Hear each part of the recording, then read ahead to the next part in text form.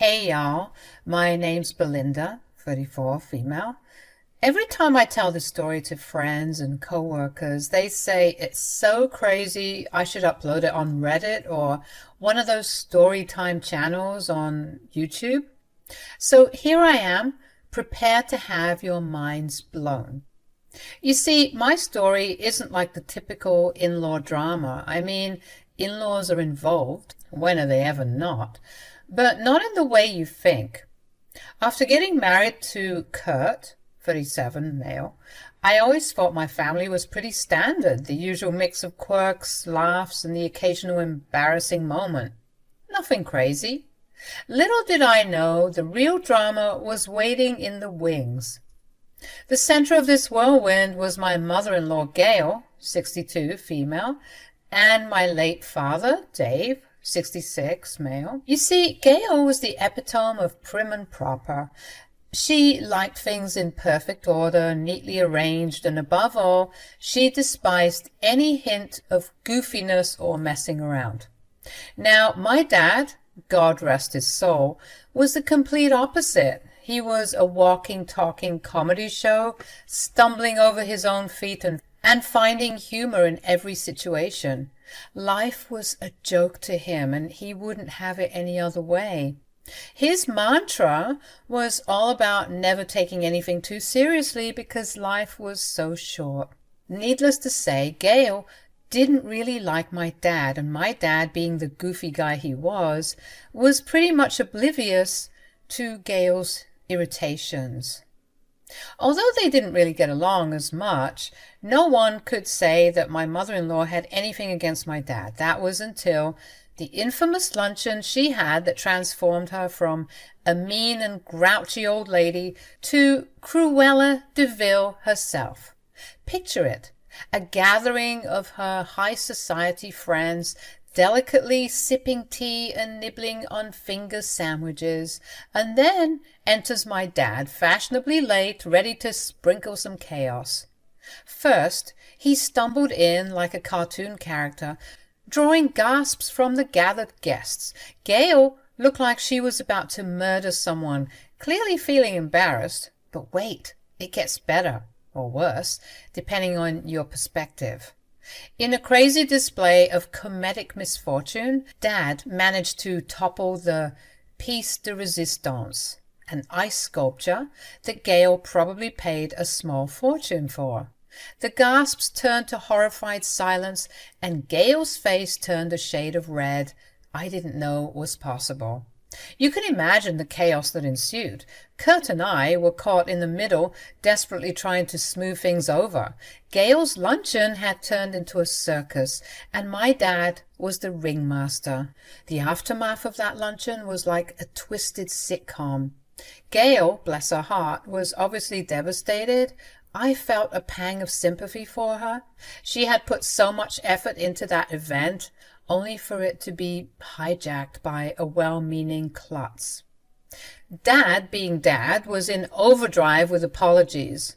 Gail's friends were ready to bolt, their noses high in the air, but Dad had a plan up his sleeve. In a surprising turn of events, Dad transformed the disaster into a comedy extravaganza. His impromptu stand-up routine and improv not only salvaged the day, but had everyone in stitches. Even the snooty guests couldn't resist cracking a smile. Everyone was having a ball, except for Gail, that is. She was in no mood for laughter. Dad tried everything to mend the situation, telling her that he'd pay her back for the damages caused. But Gail, determined to nurse her wounded pride, left her own party in a huff. Imagine that, leaving your own party and your own home because you were upset. Woof. From that day forward, it was like the War of the Roses in our family. Gail, still fuming, treated Dad like he was a cockroach. I get that she was pissed, and I let her stew in her anger for a while, but literal years went by and it seemed like things would never be patched up on her end.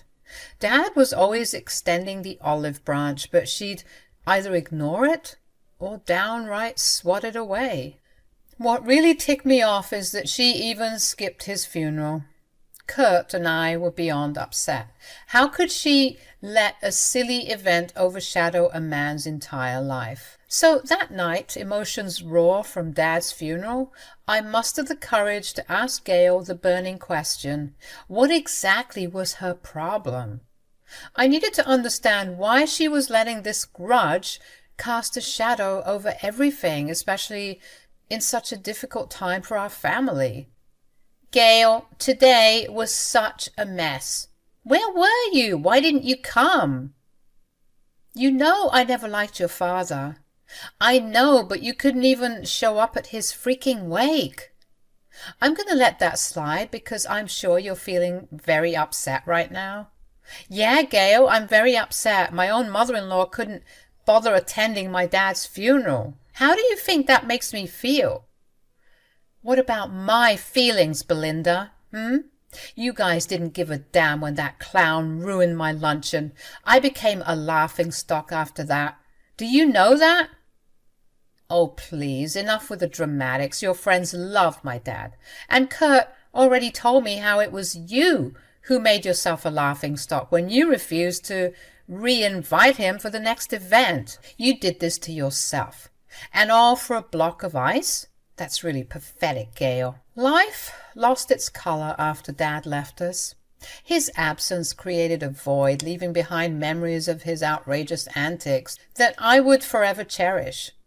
Following that heated phone call with Gail, our relationship took a hit. I wasn't in the mood to tiptoe around her feelings, especially when she was the one holding onto a grudge like it was a prized possession. Years rolled by, and the tension between us didn't entirely dissipate, but we managed to coexist without setting off verbal fireworks. It wasn't the warmest relationship, but at least it wasn't explosive. Then one day, as I was grinding away at work, Kurt called me with a tone of distress. He spilled the beans about Gail's kitchen, which had turned into an unintentional bonfire. It seemed she forgot to switch off a burner, and now her house was set to be repaired. She's pretty shaken up after the whole thing. Yeah, I can imagine. What a shame. I'm glad she's okay. Yeah, but her ego's bruised. She doesn't want to have to slum it up in hotels, and she doesn't want to live with anyone. Why am I not surprised? Yeah, so we're currently looking for places, which brings me to ask you, is that rental property your dad used to own still available? Oh, that place. I almost forgot about it. Actually, my friend Kenya is living there with her husband. My dad gave them the house before he passed. Oh man, that sucks. I was really counting on that rental for my mom to crash. But if I remember correctly, she did tell me that she wanted to rent out that place and move back to her old home. They said they wanted to start a family and the other house is bigger, so guess it must be available. Oh, that's great. Let me talk to her and get back to you. I did just that, calling my childhood friend and asking her if what I said was true. And just as I thought, she and her hubby, Victor, were totally game for the plan. They were looking to rent out their place for some extra cash, and helping out my mother-in-law and I was like icing on the cake. Kenya promised they'd have everything ready in a jiffy. I couldn't wait to share the news with my mother-in-law. She genuinely seemed excited about the idea of a new place. It was surprising, but suddenly Gail's demeanor towards me shifted to the positive.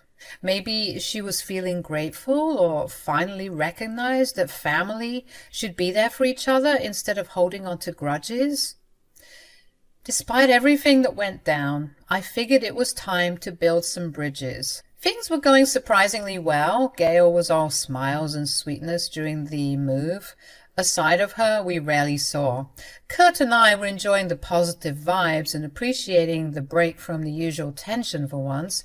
It seemed like everything was looking up for us now. Unfortunately, Kenya and Victor couldn't be there to hand over the keys, but that was all right. Kurt and I took charge, making sure Gail got settled into her new place. Once she was all squared away, we headed back to our own home. I couldn't shake off the strange feeling after that call. Gail's words about my dad and the sudden move-out plans didn't add up. It felt like there was more to the story than she was letting on. As the days passed, I decided to do some digging. I reached out to Kenya, who had connections in town and could possibly help me get to the bottom of things. I spilled the details about Gail's odd behavior, and Kenya agreed that it was worth looking into. After a bit of investigation, Kenya discovered something shocking. Gail had been spreading rumors in the neighborhood about Kurt and me, painting a picture of a strained relationship and insinuating that we were heading for divorce. I couldn't believe it. Why would she do such a thing? Furious and hurt, I confronted Gail about the rumors. She feigned innocence at first, but when I presented the evidence, she finally broke down. She admitted that she wanted to create chaos and drama in our lives, thinking it would bring some excitement and perhaps get my dad's attention. It was beyond absurd. Kurt and I decided that enough was enough. We asked Gail to leave immediately and cut off all ties with her. It was a painful decision, but we couldn't let her toxic actions poison our lives any further. Little did I know, this would be the final chapter in the saga of my strained relationship with Gail. It was all smooth sailing for a while. Gail didn't complain about the place, and she seemed to enjoy her time there. 2 months came and went by pretty fast, and I was about to head out to help Gail with moving out when she called me and surprised me by revealing that she had already left. "Hello, darling." "Hi, I was just about to start off. Just give me 10. "Actually, I was calling to tell you that won't be necessary." "Oh, why?" "Well, because I just finished moving out." "All by yourself?" "Gail, that's dangerous. You know you have a bad hip." "Oh, stop it. I hired some people to help me move out." "That wasn't necessary, Gail. You know Kurt and I were meant to help you. You didn't have to spend any money." "Don't worry about it. I didn't want to waste your time. Besides, these guys were way faster than you two ever could have been." "Okay, but we were supposed to check the house, you know, inspect it for anything. Just renter duties, I guess." "Don't worry about all of that. It's fine. But, oh, how I wish I could see the look on your father's face." This caught me off guard. What did my dad have to do with anything? I asked her what she meant by that, and she said, "Oh, I didn't mean to say that out loud." Silly me. What I meant was, I wish your father was here, to see how well we're all getting along. "Yes, I mean, it's what he's always wanted, right?" "Right. Yes, well, that's what I meant." "Should I come over that side? I imagine you're still at the property. Let me come, do a quick walkthrough and get the keys." "No, there's no need for that. Why don't I just come and drop them off at your place? You haven't left yet, right?" "Well, no, but I was about to." "And waste gas? Nonsense. Let me make my way over to you and hand over the keys." "Okay, Gail, you'll find me here." Gail was acting weirder than usual, and alarm bells were ringing in my head. Why did it seem like she didn't want me to come and see the place? Or help her? I mean, this was the lady who would want to be fed if she could. She was always dependent on people, especially if she could get it for free, so her hiring some people to help her move out was a bit iffy. And don't get me started on the way she was talking about my dad. All of it left me feeling uneasy, wondering what Gail was up to. Even though I felt odd about it, I decided to brush it off, chalking up Gail's weirdness to her just being excited to be back in her home. It was understandable. So soon enough, she came and dropped off her copy of the house keys. When she dropped off the keys, I didn't question her further and let her go on her way. I called Kenya and Victor to inform them that Gail had moved out, but I hadn't done a walkthrough. "That's all right." "Are you sure? Because for some reason Gail was being weird about it." "I'm sure everything's fine. I mean, we trust her and we trust you." Exactly. Don't worry about it. We'll check on the house ourselves since we're already coming back into town tonight. So we'll swing by, don't you worry. And you can give us the keys tomorrow. Okay then. Travel safely. I was planning on having a chilled evening with some wine and a bubble bath when all of a sudden my phone was going crazy with calls and texts from Kenya and Victor. It seemed like something was seriously wrong. I almost thought they had gotten into an accident. I called Kenya back, and boy was she not having it. What the hell is this, Belinda? Are you screwing with us now? Whoa, calm down. What's going on? Calm down? How do I calm down when your mother-in-law has completely ruined this place? What? What are you talking about? Just get over here. I started panicking, wondering what had happened and why Kenya was so upset. Quickly getting ready, I headed to the house, texting Kurt to meet me there because something was definitely up. When we arrived, horror awaited us. The outside of the house looked like a trap house, covered in dirt, grime, and scandalous graffiti. Initially, I thought some crappy neighborhood kids had done this just to be annoying, but Kenya was quick to point fingers at a much older person. What did that witch do to our home? What the hell? Kenya, Vic, what's going on here? You two should know. After all, it was Gail who did this, obviously. No, there's no way she'd do this. You haven't even seen the inside. I think it's worse. Stepping into the house, Kurt and I were hit by an overwhelming stench of, well, crap. The place was a disaster, with animal feces and sewage smeared all over the walls and floors. It was the worst thing I'd ever experienced in my life. We had to rush back outside, and Victor demanded an explanation as he held a sobbing Kenya in his arms. What the hell, you guys? Belinda, what is this? Guys, I'm sure there's a messed up but logical explanation for all of this. Yeah, my mom would never do such a thing. This is just as blindsiding to us as it is to you two. Listen, man, we did you guys a favor. I know, and we're so grateful. And this is how you repay us? With shit? I think all of us need to calm down. Calm down? Calm down? Why the frick would I calm down? Look at my home. I hate to say it, but we need to book Gail for her crimes. I already have my team looking into it. And I'm gonna sue the shit out of her. She's gonna learn today. Kurt and I were so shocked. We kept on asking questions out of pure disbelief. But Kenya and Victor said that they knew it was her. Who else could it have been? After all, she was the last person to be in the house. Despite all the signs pointing to her, we couldn't wrap our heads around why she would do something like this.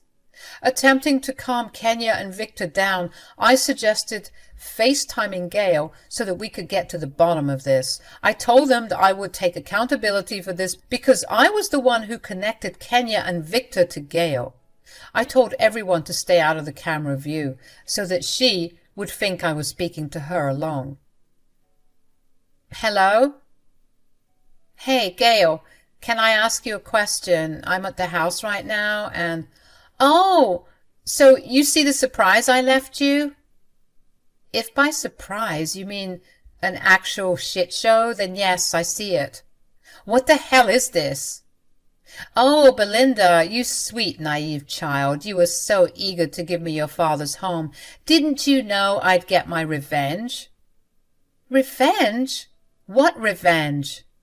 For all those years ago, of course, you thought I forgot. Gail, what the heck are you talking about? You know, my luncheon, the ice sculpture. What? So you mean to tell me you disgraced this place all because of some ice? I told you that you needed to get over that. I'll never get over it. You're lucky that's all you got. I was going to burn down the place. How did you even do all of this? This is so disgusting, Gail. It's a new low, even for you. You think I was the one who did this? Oh, no, I could never. I mean, I overlooked the work when it was being done, but God forbid I ever get down and dirty. Yuck. Then who did this? I pay the moving guys a little something extra so that they'd get the job done, but the graffiti was all me. You're disgusting, Gail. Maybe, but at least I've got my revenge on your stupid father and his stupid jokes. I hope he's rolling in his grave. I looked over at Kurt, Kenya, and Victor, who were all fuming and disgusted by what Gail was saying. But then I just started laughing, surprising everyone. This pissed Gail off. What's so funny? Well, just the fact that you thought you could get away with it. What do you mean? I already have. Are you sure about that, Gail?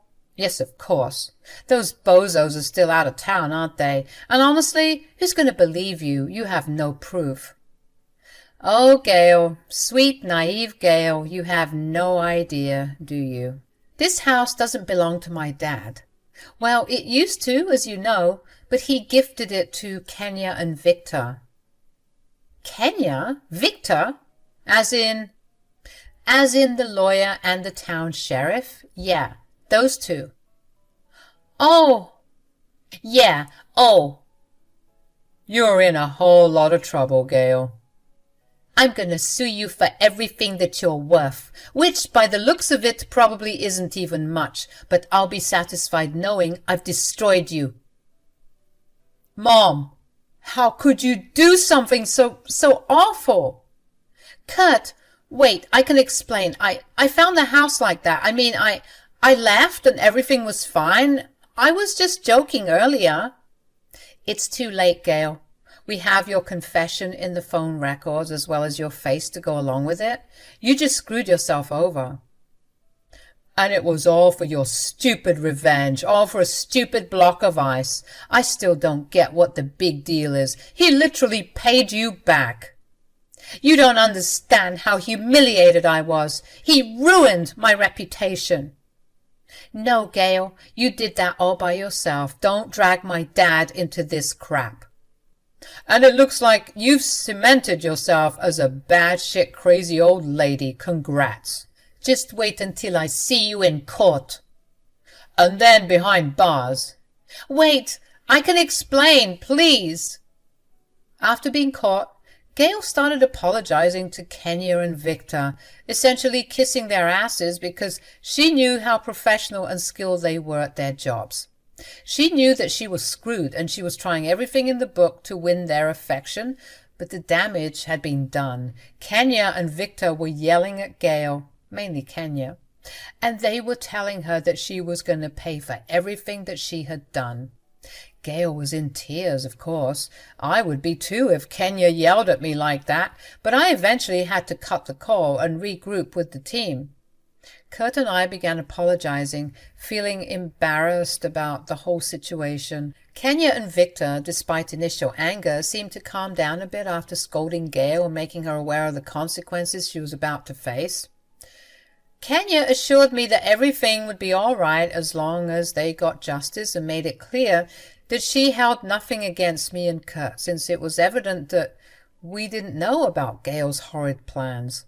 Kurt and I offered to cover the cost of a cleaning service to restore the house, and Kenya and Victor were grateful, but they said, "That's really sweet, but I need it to come from her pockets." You know what? You're right. She's the one who did this, so she should pay. Babe, I'm sorry to say it, but your mom's a bitch, and she's going to get everything that's coming to her. Don't worry, babe. I'm right there with you. I'm going to head over there to make the arrest now. I'm going to come with you. That same night, Victor and Kurt went to Gail's home to make the arrest. Kurt later shared with me that it seemed like Gail was hastily packing her bags, perhaps trying to escape, but it was too late. As Gail awaited trial, she became the town's laughing stock, dubbed the crazy shit lady. People distanced themselves from her, including her friends and business associates, claiming she was ruined and that they wouldn't touch her with a 10-foot pole. Kurt cut her off, and to this day, despite her calls from the jail cell, he avoids her like the plague.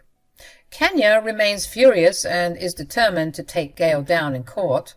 We love an independent queen who doesn't take crap from anyone. So yeah, guys, we're now awaiting the trial. Whenever Victor comes home from work, he tells Kenya, who then tells me how Gail continues to try to weasel her way out of facing jail time. Funny how the lady who was so obsessed with having a clean image was now down in the dumps.